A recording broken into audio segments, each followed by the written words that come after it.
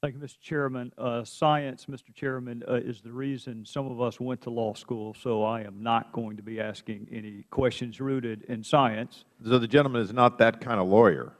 No, sir, I was not, and I'm not any kind now. But I do want to ask some questions concerning reliability, because if memory serves me correctly, you can be suspended from the NFL for certain criminal offenses. And I'm wondering if there are any studies on the reliability of jury verdicts that the Players Association is insisting on before you can suspend someone for suffering a criminal conviction.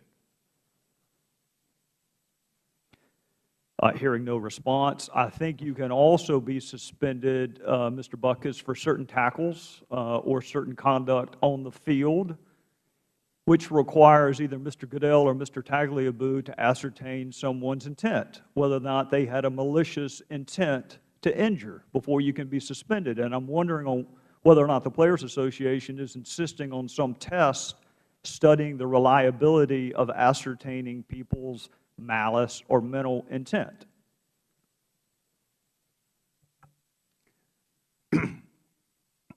That wasn't going on when I was playing. There were no rules. I'm not aware of any test now where they have scientifically tested Mr. Goodell's ability to ascertain people's intent when they go to tackle someone. But here's the big issue to me. You can be suspended for trafficking an HGH.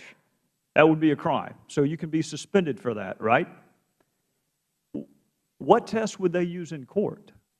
If you can be suspended for the conviction, and that test is good enough for the Players Association, why can't that same test be good enough in this realm?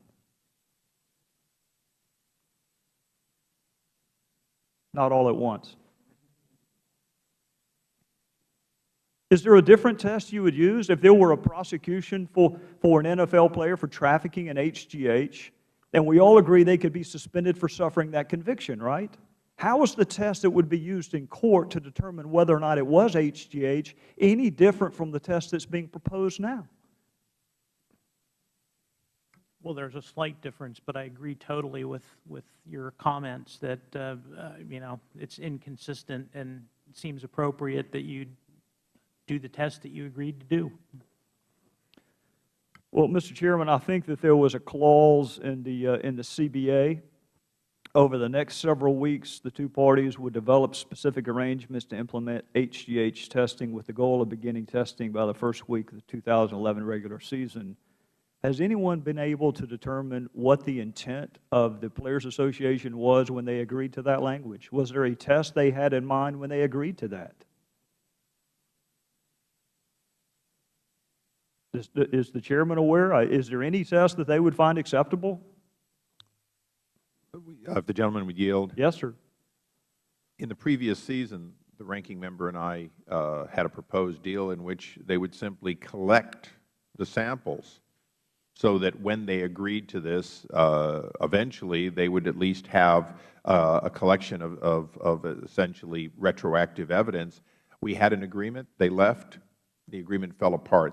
They refused to have even the collection. So I guess I'd have to tell the gentleman that one of our frustrations is they wouldn't even agree to eventually have a test once they agreed to it. And that's been one of the frustrations is ranking member and I personally met and thought we had an agreement, and it then got reneged on by one side, and to I think the detriment of the players' well-being. Well, I'll close with this, Mr. Chairman, because I just can't unlock this conundrum. You pick your favorite player. Mine would happen to be a Dallas Cowboy, but pick your favorite player can be suspended from the NFL if they suffered a conviction for trafficking an HGH. After a court case, after due process, if they're convicted, they can be suspended. How is the test that would be used to lead to that conviction different than what is being proposed in this setting?